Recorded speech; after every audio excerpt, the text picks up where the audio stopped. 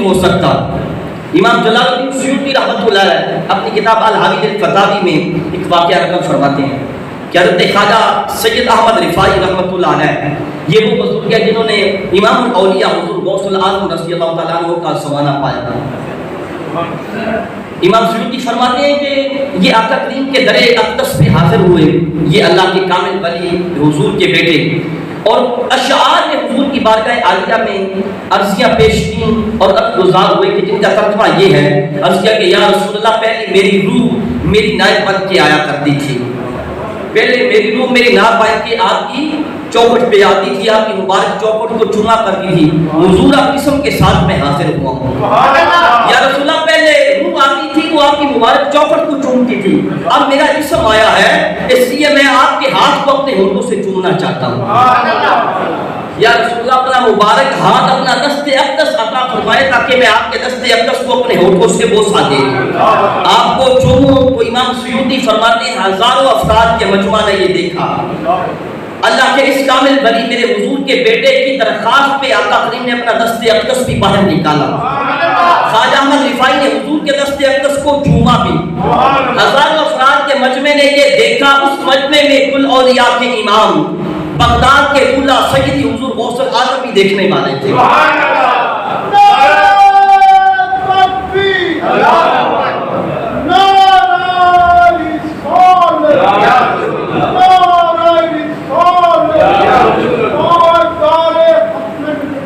زندہ باد زندہ باد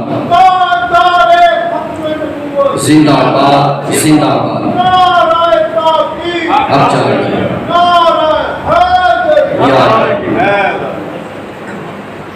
آئے ایک گواہی ان کے گھر سے بھی دلوا دوں، ایک گواہی ادھر سے بھی دلوا دوں۔ ایک کرامات اہل حدیث کے نام سے کتاب ہے، اس میں مولوی عبد المجید اہل حدیث وہ لکھتا ہے ایک واقعہ نقل کرتے ہوئے، کہتا ہے کہ ایک اہل حدیث مولوی سلیمان منصور پوری کہتا ہے کہ خواجہ ضیاء معصوم صاحب کے ساتھ اپنا مجدد پاک کے مزار پہ حاضر ہوا۔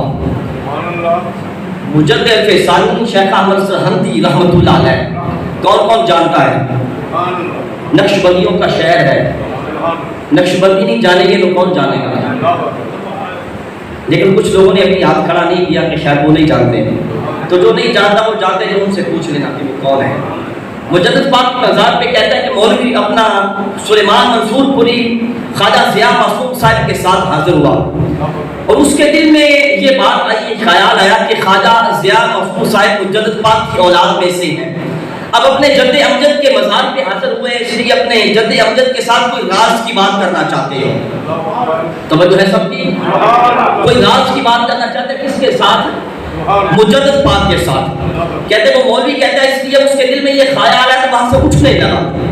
جب وہ مولوی سلیمان منصور پوری اٹھنے لگا تو یہ مولوی لکھتا ہے کہ مجدد پاک کا ہاتھ مزار سے باہر آیا۔ مجدد پاک کا ہاتھ، کتاب کا نام بھی میں نے بتا دیا ہے، کتاب کیوں بھی ہے، بندہ لکھنے والا بھی انہی کا ہے، پھر وہ جو بندہ جس کا کے لیے ہاتھ باہر آیا وہ بھی انہی کا ہے۔ کہتے جب مولوی سلیمان منصور پوری اٹھنے لگا تو مجدد پاک کا ہاتھ باہر آیا اور اس مولوی کے بازو کو پکڑ لیا، اس کے بازو کو جس کو سمجھ آیا وہ ضرور بولے، اس کے بازو کو پکڑ لیا اور ساتھ آواز آئی، کہا کہ بیٹھ جاؤ، تم سے کوئی پردہ نہیں ہے، تم سے کوئی پردہ۔ وہ کیوں اٹھا تھا؟ اس کے دل میں یہ خیال آیا تھا کہ خواجہ ضیاء معصوم صاحب اپنے جد امجد کے ساتھ کوئی راز کی بات کرنا چاہتے ہیں، اس کے دل میں یہ بات تھی، تو اس سے پتہ یہ چلا مجدد پاک نے اس مولوی کے دل کی بات کو جان لیا تھا۔ اللہ اکبر۔ بھلا بتائیے جب اولیاء کا عالم یہ ہے، اولیاء کی شان کا حال یہ ہے، تو انبیاء کی شان کا حال کیا ہوگا؟ جب اولیاء لوگوں کے دلوں کی باتیں جان لیتے ہیں تو انبیاء کی شان کا عالم کیا ہوگا؟ پھر امام الانبیاء کی شان کیسی ہوگی؟ پھر مجدد پاک کا ہاتھ باہر آیا تو ان کی آقا کا کیوں نہیں آ سکتا؟